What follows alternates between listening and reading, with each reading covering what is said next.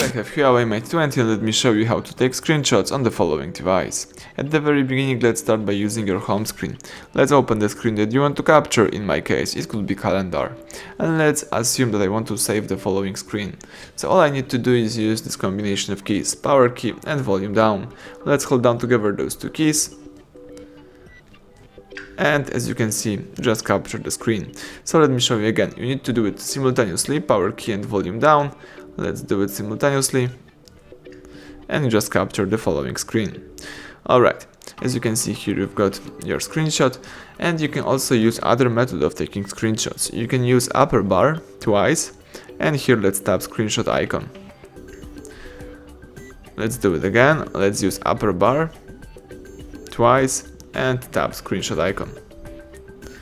Alright, there is also the third way of taking screenshots.